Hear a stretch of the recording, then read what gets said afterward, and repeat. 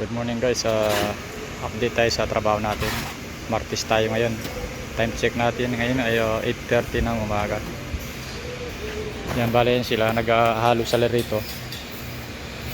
Tapos lalagay nila dun sa, sa mga banyo.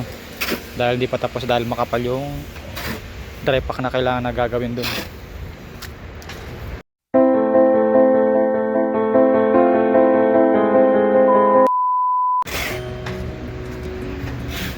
So yung mga semento 50, nasa 60 pa, 60 pirasong semento.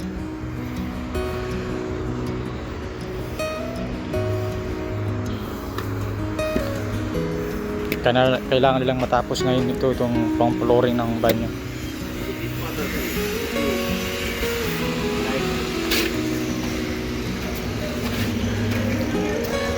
Hey. 82 by Yan, dito ako sa mga banyo. Itong isa nagpapalitan siya mga bintana, nagpapatuloy niya. Tingnan nyo guys, tingnan kakapal yung ano. Nasa 40 cm siguro mula din sa flooring sa labas, 40 cm.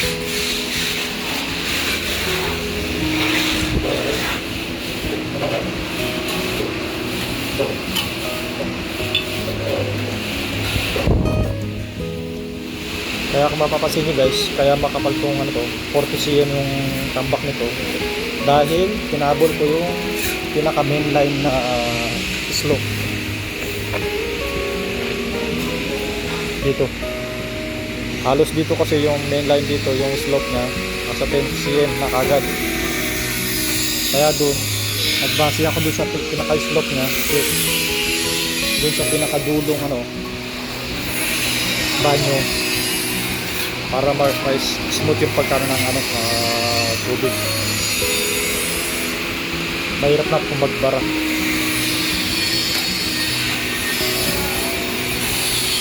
Once matapos lahat ng flooring nito, nagpabili na ako ng gagamitin namin waterproof dito sa flooring. Tapos i-waterproof pa ito. Waterproof namin pati sa siding. Hanggang 20 cm yung siding nito, yung flooring, yung waterproof.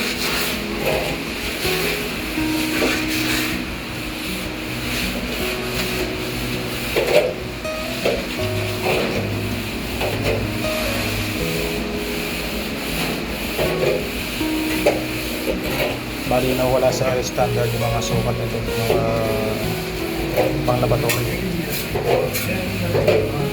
Halos nasa 20 cm na lang.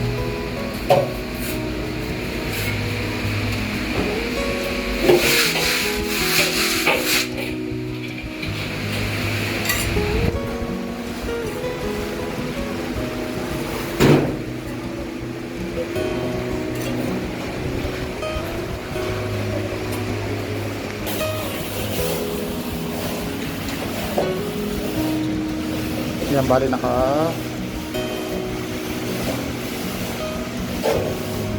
nakakawalo na sila ng mga finishing dito sa mga pink, sa mga banyo.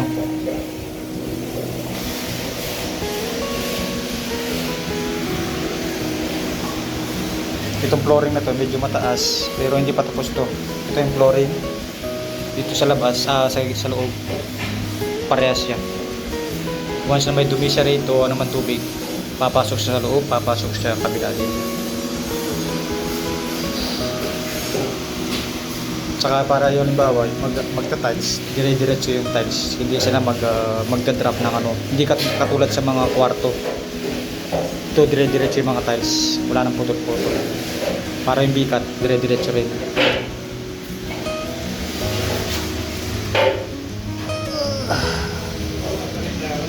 Dahil sa sobrang humidity, tignan yung yung tubig, nagmo-moisture yung mga PPR.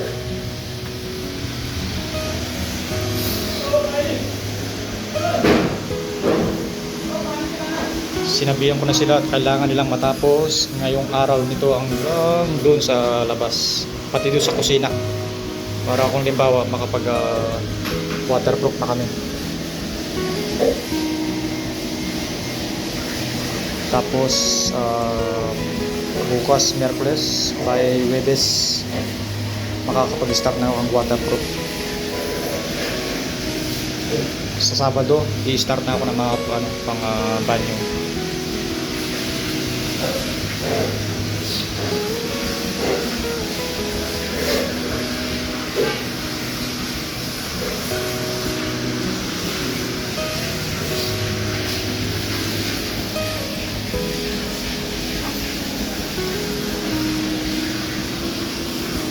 Pati yung mga pintuan pala rito, ito wala na siyang ano rito, cement, tiles, ano lang to, palitada lang siya. Dito lang yung tiles sa gilid dito. Kasi naka-prepare na yung mga ano ko, mga pintuan ko rito, pina-start ko na kahapon. Ito yung mga sukat nila. Yan 82 mula dito hanggang dito, finishing niya. Pero sa taas open siya. Pero yung ano sa baba, 10 cm yung allowance niya sa baba para yung tubig direct ano. Libre siya pumunta dito ano sa kabilaan. Hindi siya sagad sa baba yung pintuan. May gap siya ng 10 cm sa baba.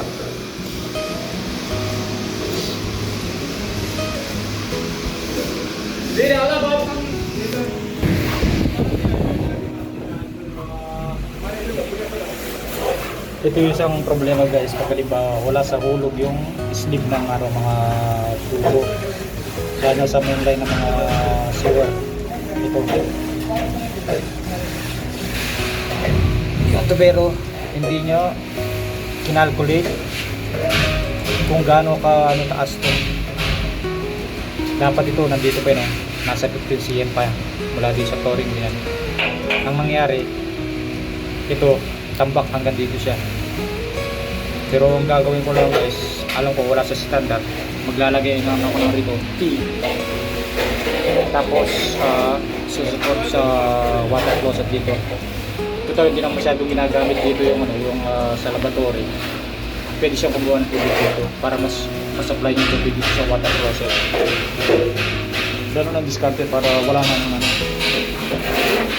Kaysa naman sa ano, halimbawa dito i-standard natin dito, kailangan gigibay natin to, tapos lalagay sa taas, back jump naman tayo dito.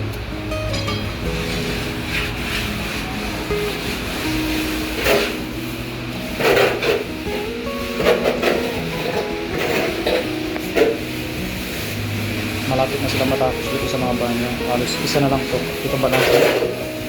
Tapos ito madali ito kasi open air ito, puro siya. Sakkar badara, puro sakkar hari. Sakkar badara. Sakkar ada, mati baksa.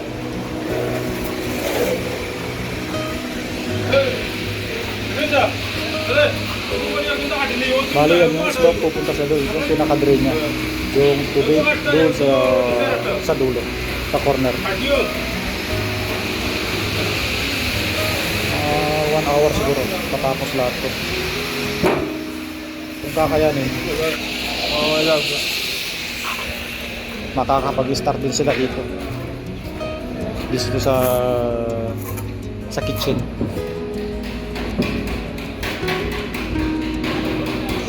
Halos ito yung flooring ng ano, kitchen. Isang hollow block, 20 cm. Para pumantay siya dito sa tubo. Kasi ito yung main line ko. Ito.